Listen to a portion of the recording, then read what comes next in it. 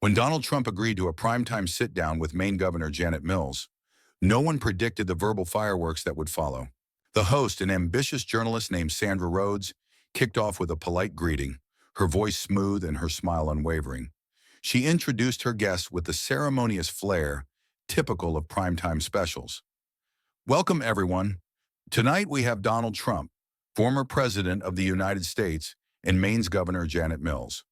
We're here to discuss current policies, controversies, and anything else that comes our way. Trump nodded, flashing that familiar confidence, while Mills straightened her posture and folded her hands on the table. The host's eyes flicked between them. Governor, you've recently been at the center of a policy debate that's garnered national attention. Your administration's stance on allowing transgender athletes to compete according to their gender identity has fueled heated conversation.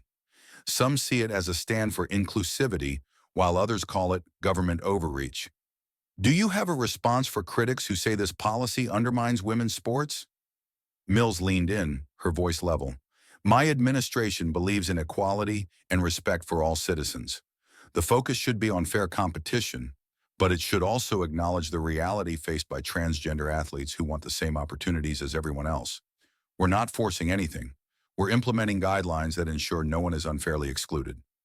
Trump shot her a pointed look. Guidelines? That's what you call threatening the sanctity of women's sports? We've got men competing against women. It's ridiculous. And if a state fails to protect its female athletes, I say the federal government has every right to withhold funding. Mills let a tight smile show. Mr. Trump, you always claim to be a champion of fairness, yet you never hesitate to use strong-arm tactics whenever you see a political opening. Maine is not violating federal law. We're applying a policy that fits within existing frameworks. Trump turned to face her fully. Existing frameworks? That's bureaucratic nonsense. Everyone watching knows that biology matters. It's not hateful to admit men and women are different, but your approach is to pretend that difference doesn't exist. That's not progressive, it's destructive. The audience in the studio was dead quiet, every gaze locked on the sparring figures. Sandra broke the silence. Governor, you've stated that this policy aims to protect transgender rights. Critics argue it places cisgender female athletes at a disadvantage. Can you address that specifically? Mills gave a short nod. We've worked with sports organizations, medical experts, and legal advisors. Transgender athletes are a tiny fraction of participants. This moral panic about them taking over is blown out of proportion. If you look at the actual data, there's no widespread domination of women's sports by transgender individuals. Trump tapped a finger on the table. That tiny fraction argument doesn't fly when a single athlete changes the outcome for hard-working female competitors who've dedicated their lives to their sport. Even if it's one case, it's too many. And don't get me started on the moral panic line. It's not panic to enforce fairness. Mills took a breath. You throw around the word fairness, but fairness also means not erasing people's identities. These transgender athletes aren't nameless bogeymen. They're people. They deserve the chance to compete in a way that respects who they are. Trump scoffed. Oh, I'm all about respecting people's identities. But let's not let political correctness overshadow the fact that men have clear biological advantages. A light ripple of murmurs moved through the audience. Sandra sought to keep the tone civil, though she looked intrigued by the tension. Let's pivot for a moment. Governor Mills, you recently said that if the federal government threatens to cut funding, Maine will challenge that in court. Are you ready to fight the federal government over this issue? Mills set her jaw. Absolutely. This is a matter of states' rights and civil rights. I won't let the White House or anyone else bully us into policies that discriminate. Trump raised his eyebrows. Funny you mention bullying. I've seen you at drag events, pandering to the far left. You posture as this champion of tolerance, but your tolerance ends the second someone questions your agenda. You label them as bigots or bullies. Mills faced him, her voice calm but forceful. There's nothing wrong with attending drag events. Maybe if you spent some time in those spaces, you'd understand that celebrating diversity doesn't threaten anyone's rights. Trump let out a short laugh. Right, so a drag performance is going to enlighten me on constitutional law and biology? That's a stretch even for you, Governor. It's obvious you're more interested in virtue signaling than actual governance. Mills set her palms flat on the table. Name-calling won't change the fact that the world is evolving. Transgender people aren't going away, and neither are their rights. Trump leaned back, crossing his arms. I never said they're going away, but forcing women to compete against biological males is an extreme stance. If this is your idea of progress, you can keep it. Just don't expect federal tax dollars to fund it. A few audience members applauded, while others hissed. Sandra raised a hand.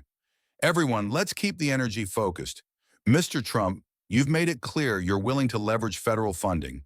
Governor Mills, is that a risk you're prepared to take? Mills squared her shoulders. I won't sacrifice human rights for money. We'll find ways to ensure our schools and programs are unstarved.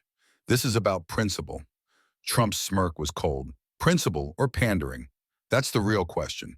Because out in middle America, people see their daughters losing opportunities. Meanwhile, you're worried about making a minority of a minority feel included. You're on the wrong side of public opinion. Mills folded her arms. Maybe you should spend less time obsessing over polls and more time on what's morally right.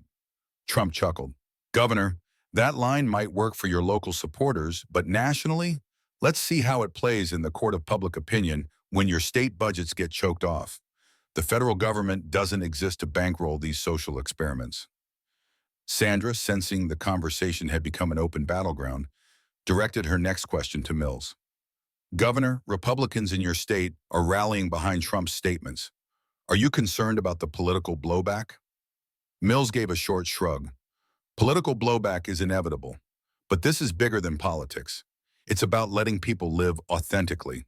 If I lose political points for that, so be it. Trump tapped the desk. You can posture all you want, but you're going to discover that the silent majority won't stand for it.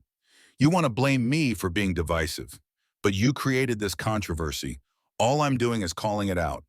Mills inhaled sharply. I did not create this controversy. You love turning complicated issues into a spectacle for your personal gain. Anyone who's different or challenges your worldview becomes your target. Trump's eyes flashed. Sorry, but the real targets are the female athletes whose scholarships and medals are being stolen. You might be okay with that. I'm not. Mills shook her head. Stolen? That's inflammatory language. You're fueling hysteria. I've spoken with many women athletes who understand the nuance. They want fair guidelines, not blanket bans. Trump laughed. Guidelines? That's code for ignoring biological reality. Listen, Governor, you can't buy your way out of genetics. Mills pointedly addressed the camera. For everyone watching, transgender rights are human rights. Discrimination has no place in Maine or anywhere else in this country. Trump faced the camera too. And for everyone else watching, fairness in women's sports must be protected. No one is above the laws of nature or the rules of competition. The atmosphere crackled with tension. Sandra announced a brief commercial break. The camera cut away, leaving the audience in the studio beezing with whispered commentary. Technicians rushed in to adjust the lighting, while aides offered water to the two figures who seemed locked in an invisible tug-of-war. Mills sipped quietly from her glass, eyes distant, while Trump chatted with one of his staffers, seemingly unfazed by the friction. When the show returned, the intensity only heightened. Sandra's voice took on a serious tone as she summarized the key points thus far. Trump threatened funding cuts, Mills defended transgender athletes, and both accused the other of grandstanding. Let's pivot, Sandra said. Mr. Trump, you've hinted at possible federal action. Could you elaborate? Trump leaned forward, lacing his fingers together. Absolutely. Under my watch, if a state fails to protect the integrity of women's sports, we have a duty to intervene. Whether that's through an executive order, a directive, or linking federal funds to compliance, we will not sit idle while extremist policies take hold. Mills let out a weary sigh. This is the crux of the issue. The federal government is not a monarch. States have rights, and we have every legal justification for the policies we implement. The Constitution isn't your personal toolkit to force compliance. Trump raised an eyebrow. It's not monarchy to enforce the law. It's leadership. A lot of Americans are tired of politicians like you, ignoring reality for the sake of political correctness. And they're especially tired of footing the bill for policies they disagree with. Mills's voice sharpened. Let's talk about disagreeing. A lot of Americans also disagree with hate and discrimination. This idea that we can't evolve beyond rigid definitions is just fear-mongering. Trump flashed a tight smile. Oh, it's fear-mongering to worry about fairness, right? Next, you'll say it's fear-mongering to lock your doors at night. Common sense has become a dirty phrase in your lexicon. Mills exhaled. Common sense is hearing out all parties, not just the loudest voices. Real leadership is about protecting minority rights, even when they're unpopular. You keep throwing around fairness like a shield, but real fairness includes everyone at the table. Trump responded, I have no problem with minorities or anyone else, but I won't allow woke activists to undermine centuries of athletic standards. You think you're being inclusive, but you're actually excluding women who rely on the integrity of their leagues. Mills bristled. I've said it before. This is not the downfall of women's sports. It's a complicated issue needing balanced policies, not your brand of showboating. Trump's eyes narrowed. You can try to paint me as some villain, but guess what? Mothers and fathers across the nation thank me for speaking up. They see their daughters train tirelessly, only to be overshadowed by policies that turn sports upside down. Mills turned directly to him. What about transgender children who've been marginalized their entire lives, who find a sense of belonging in sports? Are you going to slam that door in their faces? Trump held her gaze. I'm not slamming doors. I'm just refusing to pretend men and women are interchangeable in physical competition. You want to open doors for one group at the expense of another. Sandra stepped in carefully. Governor, let's talk tactics. You've threatened legal action. Are you prepared for a long judicial fight? Mills nodded. We are. Maine has strong anti-discrimination laws, and our legal team is ready to defend them. If the federal government or certain politicians try to punish us for protecting transgender rights, we'll meet them in court. Trump's laugh echoed. I welcome that challenge. A lot of states will line up against you. That's the beauty of a federal system. If you want to push radical policies, be ready for pushback. Mills paused as if weighing her next words. You call it radical. I call it progress. Just like when women first fought for the right to vote, or when interracial marriage was deemed unconstitutional until the Supreme Court said otherwise, there's always pushback, but we move forward anyway. Trump's voice was dry. Don't compare letting biological men in women's sports to women's suffrage, or loving V's Virginia. That's insulting to real civil rights struggles. Mills's eyes flashed. Are you saying transgender people don't have legitimate civil rights struggles? Trump held up his hand. I'm saying your analogy is misguided. And when you start losing arguments, you compare everything to historical injustices. It's a classic tactic. Mills responded, maybe if you paid attention to those historical lessons, you'd understand that equality doesn't threaten society, it improves it. Trump shook his head. We're not talking about separate drinking fountains, Governor. We're talking about physical competition. Stick to the point. Tension radiated through the studio. Even Sandra looked anxious to steer the conversation somewhere safer, but there was no safe space left. The interview had become a battleground over rights, fairness, and who had the authority to enforce either. Sandra nodded solemnly. Let's delve into potential compromise. Governor, are there any adjustments you'd consider? For instance, separate categories for transgender athletes to ensure an even playing field? Mills pressed her lips together. I'm open to hearing from athletic commissions and medical experts, but forcing transgender athletes into a separate category can be humiliating. We have to be careful about solutions that segregate. Trump leaned forward. Separate categories might actually be more respectful than throwing them into competitions where they overshadow women. It could be a middle ground that acknowledges both fairness and inclusion. But I doubt that's what you want because it doesn't fit your narrative. Mills gave him a harsh look. My narrative is that people should be true to themselves. I don't see how that's so threatening unless you're trying to gin up fear for political gain. Trump exhaled. Fear or facts, Governor? Because the facts are that biological males have higher muscle mass, different bone structure, and faster recovery times. No amount of policy can wish that away. Mills bristled.